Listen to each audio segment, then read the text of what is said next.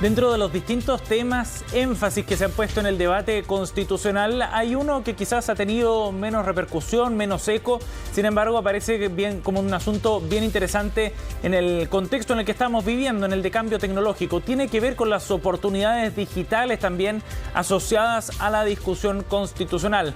Al respecto, en Microsoft desarrollaron un documento que busca precisamente abordar algunos de estos temas.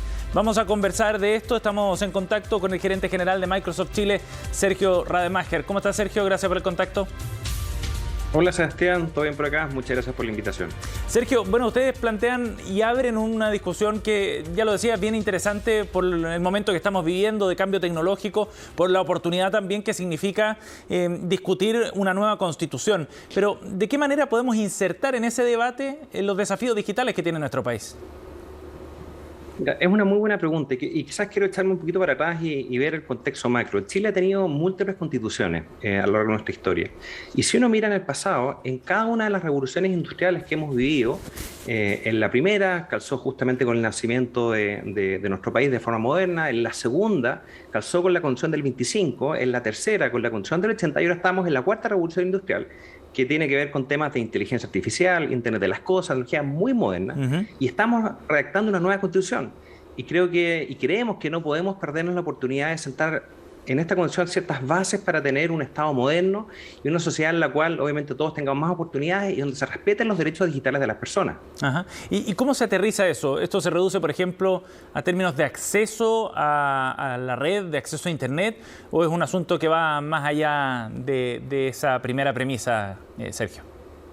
Nosotros planteamos en este documento 7 reflexiones que voy a ir comentándolas a lo largo de la entrevista, sí. Pero lo primero me gustaría partir con hoy día la necesidad imperiosa que tenemos para trabajar todos con nosotros como país para mejorar la competitividad de Chile. Chile hoy día está en su peor posición histórica en el tradicional informe de competitividad global. Estamos este año en la zona número 44 y descendimos 6 lugares con respecto a la versión anterior. Por lo tanto, creo que es tremendamente urgente cómo nosotros, entre todos, trabajamos para volver a liderar la región e ir más allá. Y creemos justamente que esta constitución nos puede dar la fuerza para desplegar y construir un país mucho más sólido. Ahora, son varios temas. Probablemente uno de los principales tiene que ver cómo nosotros entregamos acceso a la tecnología. En Microsoft consideramos que la tecnología es fundamental para llevar a cabo las transformaciones y para llevar a cabo nuestra misión, que es empoderar a cada persona y cada organización en el planeta a lograr más. Y es por esto que es imperativo que las personas tengan acceso a la tecnología, que permita acelerar realmente su transformación, y para eso la conectividad es tremendamente importante. Si vemos hoy día las brechas de conectividad en nuestro país, si bien en las zonas urbanas estamos bastante bien, llegamos a un 76,1%. En las zonas rurales solamente estamos alcanzando 49%.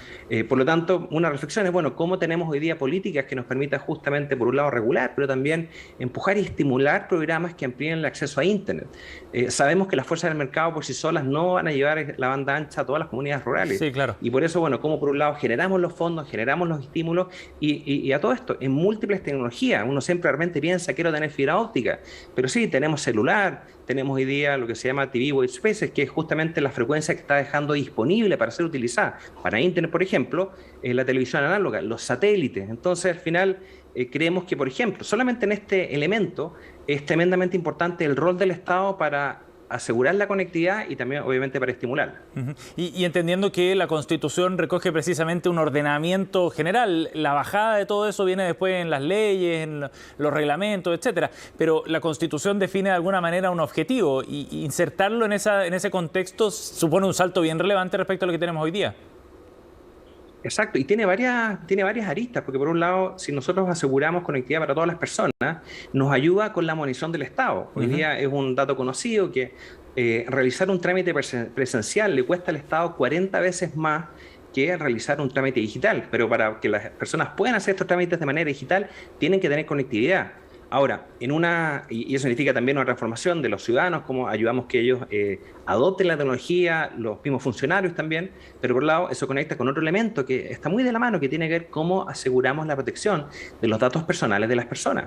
Si vamos a hacer todo digital, bueno, ¿cómo garantizamos nosotros como desde el Estado que la información está segura, que es privada, que las instituciones que la van a utilizar lo hagan de manera legal, responsable, respetuosa?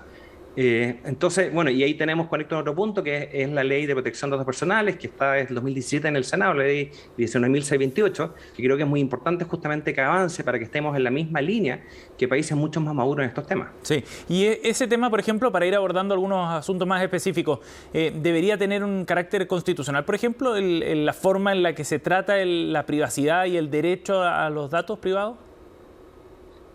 Creemos que la Constitución tiene que consagrar el qué, pero no el cómo, por así decirlo. Creemos que la Constitución tiene que consagrar justamente la protección a los datos, el cuidado de los datos, el rol que tiene el Estado justamente en protegerlos y cómo eso también de una otra manera tiene que estimular de una otra manera que los privados lo tienen que cuidar. Eso es algo que tiene que estar garantizado. Ahora, el cómo se va a hacer, eso sin duda tiene que estar a nivel de una ley. Claro. Entonces, pero por eso es tan importante que esté consagrado y después la contrapartida es que tiene que estar en una ley que obviamente dice cómo tiene que llevarse a cabo. Sergio, ¿por qué es tan importante que esta discusión se dé en el contexto constitucional? Pensando además en las definiciones que se están proponiendo para esta nueva constitución. Hay algunos que proponen que tiene que tener un sello verde, por ejemplo, ambiental. Otros que tiene que ser la constitución que plasme una descentralización efectiva, etcétera. Te lo pregunto porque el tema digital atraviesa varias de las otras discusiones también que se van a dar en la constitución. Sí, tú mismo lo dijiste. Hoy día, por ejemplo, la tecnología ha permitido descentralizar de manera, con todo lo que ha sido la pandemia, en todo caso, ha permitido que el país se pueda centralizar de una manera quizás como nunca pensamos. Hoy día hay gente que no solamente tiene que trabajar en Santiago para tener acceso a mejores trabajos, pero está viviendo en todo Chile. Nosotros mismos, Microsoft, tenemos gente en nuestro equipo que no solamente vive en Santiago, sino en Villarrica, en Puerto Varas, y la tecnología lo está empoderando para hacer eso. Entonces, como dijiste, es un muy buen elemento. Ahora, el tema de sostenibilidad es un tema muy importante y creo que lo separaría en dos vertientes. Por un lado, la presión para que las compañías utilicen tecnología más verde cada día va a ser más alta. Y de hecho, nosotros mismos que estamos en el mundo de la nube, somos grandes consumidores de electricidad en el mundo y también hemos hecho nuestro propio compromiso, más allá de lo que el regulador pide. Nosotros somos carbono neutral desde hace ya muchos años. Sí. Al 2030 vamos a ser carbono negativo, 2050 vamos a eliminar toda nuestra huella de carbono en la historia, 2030 vamos a ser agua positivo. Y la verdad, si bien estos son metas y objetivos que tenemos como compañía, creemos que el objetivo de sustentabilidad, tanto para el mundo tecnológico, pero para las empresas, es algo que también debería estar plasmado en la Constitución. Y después, como hablamos antes, a nivel de ley, claro, tiene que regularse justamente el cómo. Pero en la práctica, entender este derecho al acceso a Internet, por ejemplo, ¿supone también entenderlo como una condicionante quizás para acceder a otros derechos fundamentales? Sin duda que yo creo que es un habilitante, por ejemplo, lo que hablamos, el acceso a Internet, el tener el acceso a la carretera, sin duda te habilita que el país esté más centralizado, genera mayor inclusión, sin duda, por las fuentes laborales, permite que la gente pueda tomar educación, pueda tomar programas vocacionales independientemente de donde están, ayuda a descentralizar el Estado. Entonces creo que están íntimamente conectados, pero sin duda que el tema de acceso a Internet es uno de los más importantes por lo que habilita estas otras conversaciones. Al inicio tú mencionabas la pérdida de competitividad en el caso de Chile en algunos indicadores en esta materia. ¿A qué se atribuye fundamentalmente, Sergio? Yo creo que son varios elementos. Por un lado tiene que ver con el Estado, que si bien está la intención de poder digitalizarlo, creo que hemos avanzado probablemente un poco más lento de lo que nos gustaría a todos. Creo que también tenemos hoy día a veces temas regulatorios que lo hacen más difícil.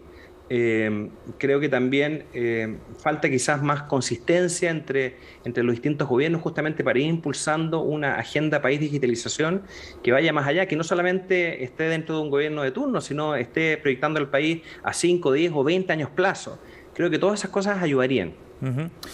Sergio, y en ese sentido, ¿hay países a los que uno pueda mirar como un ejemplo quizás en estas materias? Países que ya hayan avanzado en garantizar ciertos derechos relacionados al mundo digital o al acceso a Internet, por ejemplo, y que efectivamente les haya permitido dar un salto. Bueno, yo creo que hay varios.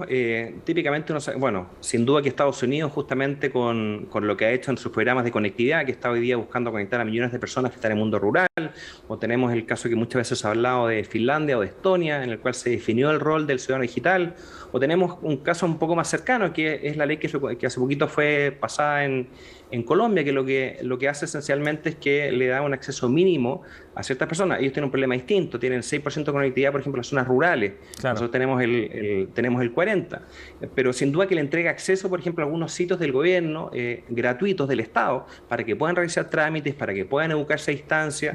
Es un modelo interesante y sin duda tenemos que nosotros descubrir cuál es nuestro propio camino, porque todo esto tiene obviamente costo en impacto, en presupuesto, pero también tiene impacto positivo. Sí, por supuesto, y hay algunas oportunidades que es interesante enlazarlas con otros debates y otras discusiones. Sergio, gracias por conversar con nosotros.